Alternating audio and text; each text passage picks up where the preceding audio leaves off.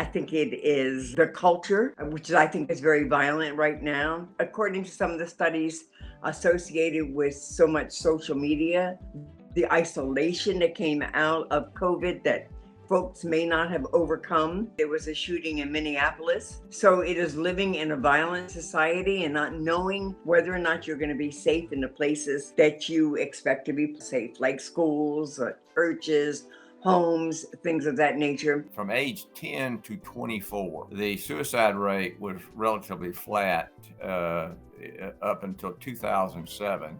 From 2007 to 2024, it's increased 62%. We got a problem. I think a lot of this is just having somebody that they can call or somebody at school that they can talk to about issues at home and how to deal with that. Then you also have to realize there's a lot of information out there. Be careful what you put here.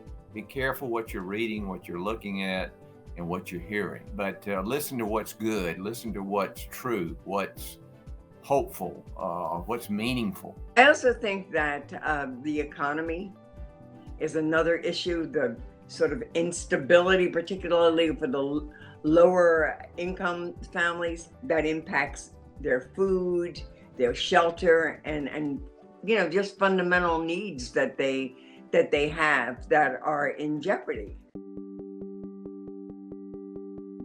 I think adults probably can mask their depression more, their mental health issues more than children. But children are life inexperienced, raw emotion, and an innocence and a confusion that they just don't understand. And that sometimes gets acted out in ways that to other people observing that there's something happening here, that this child is severely depressed or consistently sad, is acting out perhaps in school or even at home. So I just think that adults are better at hiding their emotions than children are. It's almost like you've got to diagnose them. You've got to notice early because they just don't want to admit there's a problem. A lot of them will try to do this on their own and just say, hey, I just got to get over this. I got to get around this. Young people are obviously more, they want to be more independent. We see more suicide attempts or threats coming out of young people. We see disparities in communities in terms of attempts or thoughts of depression or thoughts of suicide, much more so among even Black children and white children in the same cohort. I believe that those things have a profound long-term impact on whether or not you're going to do well in school, do well in college, do well in postgraduate, whatever you're going to do well with your families as you grow up. 60% of our country reads at or below the 6th grade level. If you're not reading at the 3rd grade level when you finish the 3rd grade, you're probably not going to graduate from high school. And if you don't graduate from high school and you're a young man, you're going to typically go to the streets to make a living. That's just not good for your mental health.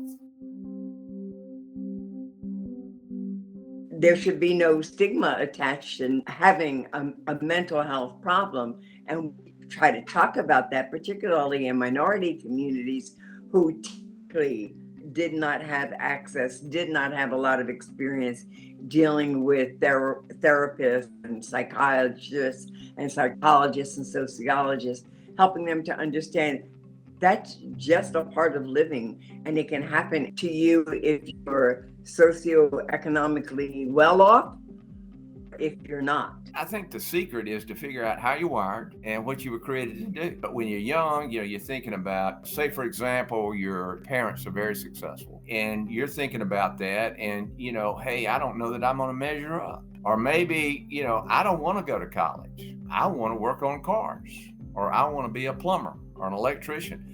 The society has created this stigma. And they said, well, all the marketers do it, be this or be that, or, so you're constantly comparing yourself.